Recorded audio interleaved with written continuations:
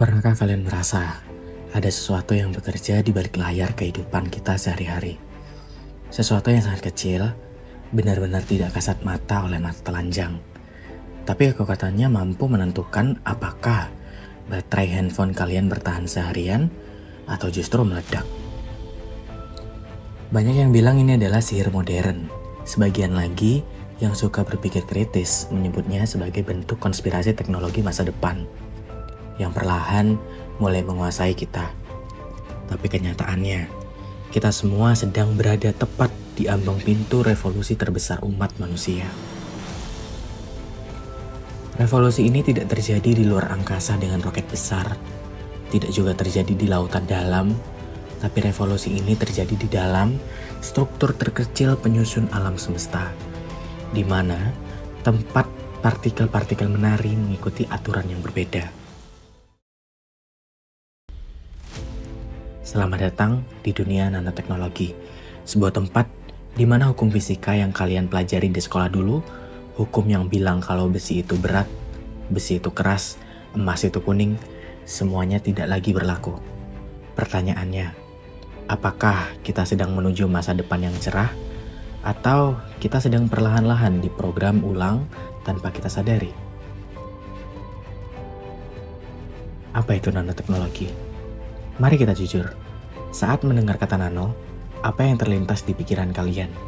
Mobil kecil? Atau sekedar istilah pemasaran di kotak sabun cuci agar terlihat keren? Sebenarnya, secara ilmiah, definisi nano itu sangat membingungkan sekaligus menakjubkan. 1 nanometer adalah 1/semiliar meter. Itu angka matematika. Tapi bayangannya begini.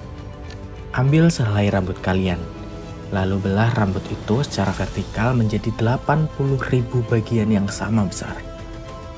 Satu bagian yang sangat-sangat kecil itulah yang kita sebut skala nano. Di titik ini, kita tidak lagi melihat benda. Kita sedang melihat dan bermain langsung dengan atom atau molekul satu persatu.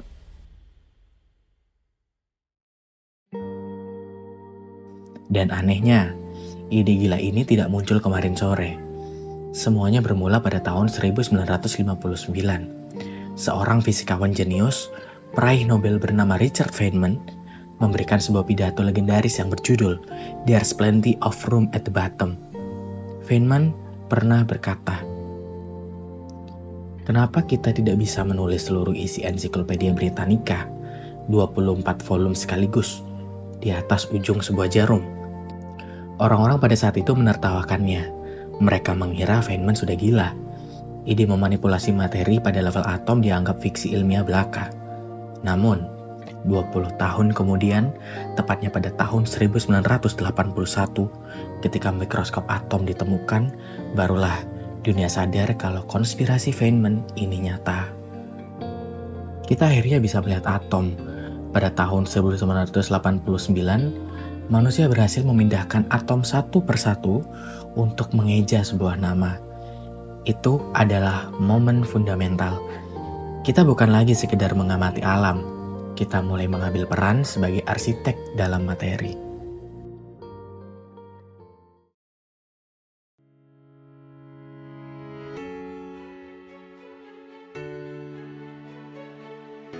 Lalu, apa contohnya di kehidupan kita? Kenapa ini disebut revolusi? Mari kita lihat benda di sekitar kita. Pernahkah kalian melihat kemeja putih yang tidak bisa basah meski disiram kopi pekat? Atau pernahkah kalian melihat kaca gedung tinggi yang tidak pernah kotor meski diterpa debu polusi selama bertahun-tahun? Itu bukan sulap. Itu adalah efek nanoteknologi. Permukaan kain atau kaca tersebut dimanipulasi dengan struktur nano yang meniru daun talas, sehingga air dan kotoran tidak bisa menempel sama sekali. Bukan cuma itu, bedak yang kalian gunakan agar terlihat mulus, tabir surya yang melindungi kulit dari matahari, hingga raket tenis yang sangat ringan tapi tidak bisa patah, semuanya mengandung partikel nano. Kita sedang dikepung oleh teknologi ini, bahkan sebelum kita sempat bertanya, apa itu sebenarnya?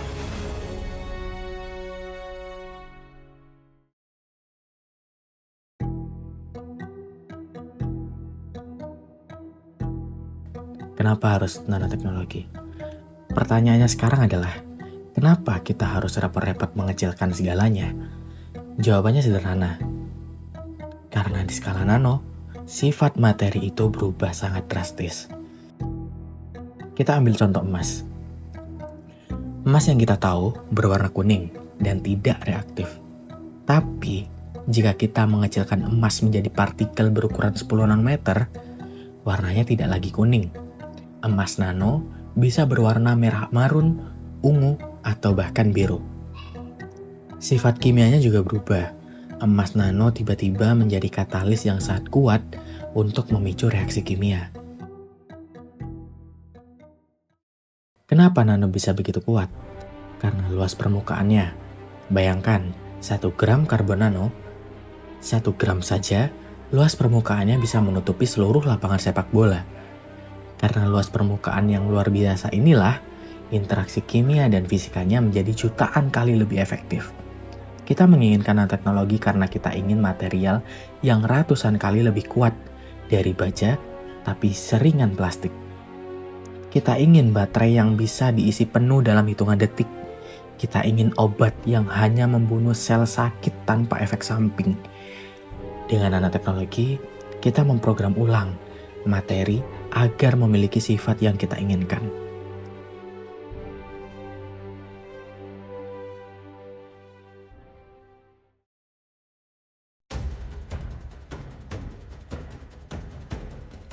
Perusahaan dunia yang menggunakan. Jika ini adalah sebuah revolusi materi, siapa penguasanya?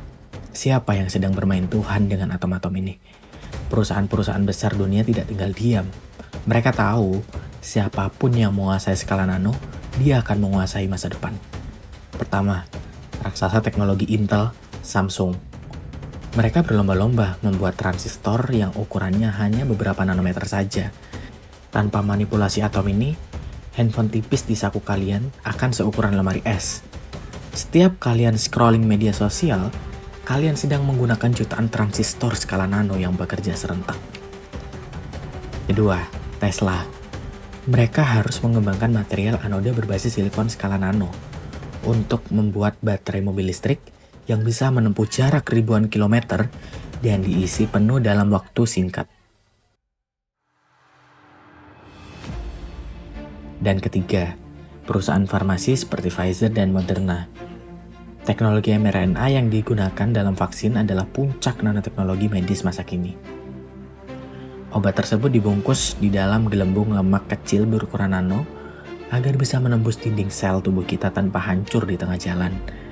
Jadi, sadar atau tidak, teknologi ini sudah masuk ke dalam aliran darah kita.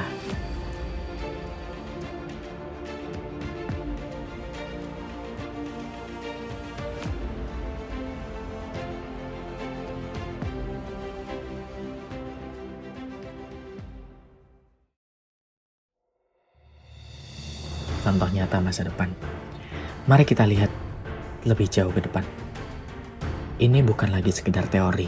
Di dunia kedokteran, sekarang sedang dikembangkan robot nano yang bisa masuk ke aliran darah, mencari sel kanker secara spesifik, dan meledakkannya tepat di sasaran tanpa merusak sel sehat di sekitarnya. Tak ada lagi efek samping kemoterapi yang mengerikan. Di bidang lingkungan, selembar membran berbasis grafen yang hanya setebal 1 atom karbon mampu menyaring air laut menjadi air minum yang murni dalam sekejap.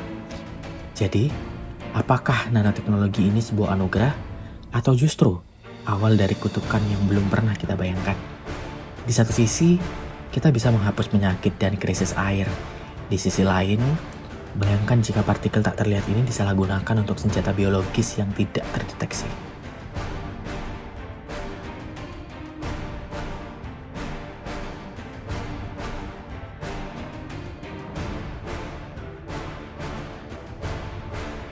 Dunia sedang berubah, dan perubahan itu tidak datang dengan suara ledakan besar, melainkan dengan gesekan atom yang sangat tenang, sangat kecil, dan sangat kuat. Bagaimana menurut kalian? Apakah kalian sanggup hidup di dunia yang diprogram oleh teknologi tak kasat mata ini? Tulis pendapat kalian di kolom komentar.